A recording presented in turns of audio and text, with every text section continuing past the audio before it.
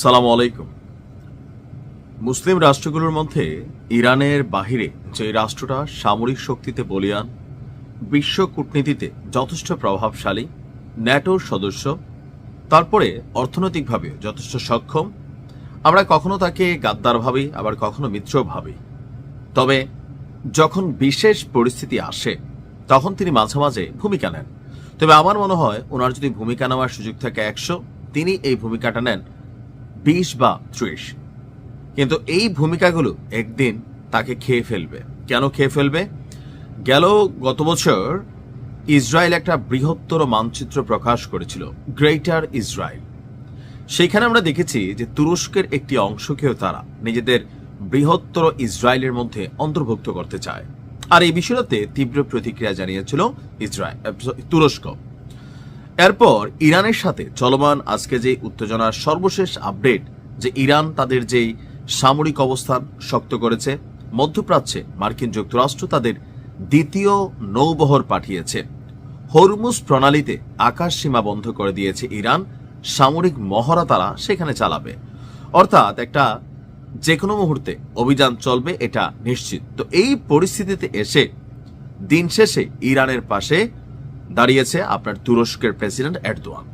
তিনি আজকে একটা ঘোষণা দিয়েছেন, ইরানের সাথে তুরস্কের সীমান্ত আছে, তো সেখানে তুর্কি বাহিনী নিজেদের অবস্থান সুনিশ্চিত করেছেন।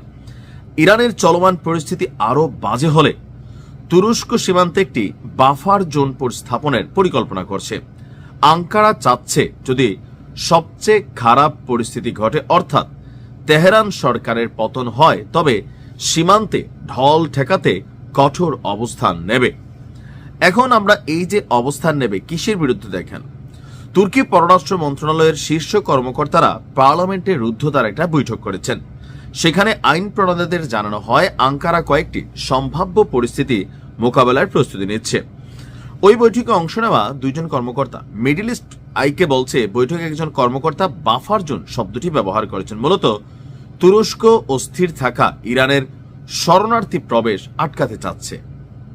এটা কোনোভাবে মানতে পারলাম না। যদি ইরানে বড় ধরনের ঘটনা হয়, ইরানের মানুষ প্রাণ বাঁচানোর জন্য বিভিন্ন সীমান্ত দিয়ে বিভিন্ন দেশে প্রবেশ করতে চাইবে, যেহেতু ইরানের সাথে তুরস্কের একটা বড় ধরনের সীমান্ত আছে।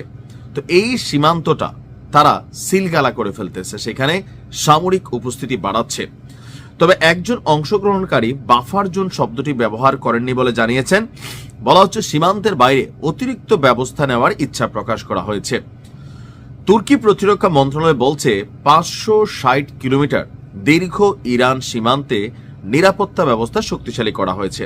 এর মধ্যে 203টি ইলেকট্রো অপটিক টাওয়ার, 43টি লিফট টাওয়ার, 380 কিলোমিটার দৈর্ঘ্যের মডিউলার কংক্রিট প্রাচীর, 553 কিলোমিটার প্রতিরক্ষা খাল এবং সীমান্ত এলাকা 24 ঘন্টা নজরদারি করা হচ্ছে ড্রোন দিয়ে। ইরানে সরকার বিরোধী বিক্ষোভ থেকে এখন যে পরিস্থিতি তৈরি হয়েছে, তো তুর্কি পররাষ্ট্রমন্ত্রী তিনি বলছেন তুরস্ক ইরানে কোনো বিদেশি হস্তক্ষেপের বিরোধী এবং মার্কিন সরকারকে কূটনীতির মাধ্যমে সমস্যা সমাধানের আহ্বান জানিয়েছে। তবে তুর্কি সরকার বুঝতে পারছে সরকার পরিবর্তন বা যুদ্ধের ফলাফল কতটা অস্থিরতা তৈরি করতে পারে। 2003 সালে ইরাক আক্রমণের অভিজ্ঞতা এবং 2011-14তে সিরিয়ার গৃহযুদ্ধের অভিজ্ঞতা থেকে তারা এই মুহূর্তে আগাম সতর্কতা নিচ্ছে। এই পরিস্থিতিতে তুরস্ক শুধুমাত্র জরুরি প্রয়োজনে থাকা শরণার্থীদের গ্রহণ করতে পারে বলে বিশ্লেষকদের মতামত। আর তুরস্ক প্রতিবেশী দেশের শরণার্থীদের জন্য অর্থাৎ ইরানের জন্য ওপেন ডোর নীতি আর প্রয়োগ করবে না। বর্তমানে ইরানিরা তুরস্কে ভিসা ছাড়া প্রবেশ করতে পারে, তবে ইরানের অবস্থা অবনতি হলে তুরস্ক উল্টা সিদ্ধান্ত নেবে। দিন শেষে তুরস্কের এই ভূমিকা, যে বললাম না যে 20 থেকে 30% পজিটিভ ভূমিকা।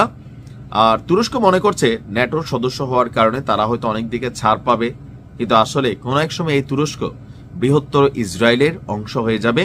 ওই দিন আমরা ইসরায়েলকে সাপোর্ট করব, বলবো ইসরায়েল জিন্দাবাদ। কারণ ইরানের পিছনে যেই ঘটনা ঘটাচ্ছে, তুরস্ক চাইলে অনেক কিছু করতে পারে, ডিপ্লোম্যাটিক ভূমিকা নিতে পারে, মেশিনারির সহযোগিতা দিতে পারে, কিন্তু আমেরিকার বিরুদ্ধে না আসলে কেউ লড়াইয়ে মাঠে নামবে না। ইরানকে আল্লাহ হেফাজত করুন।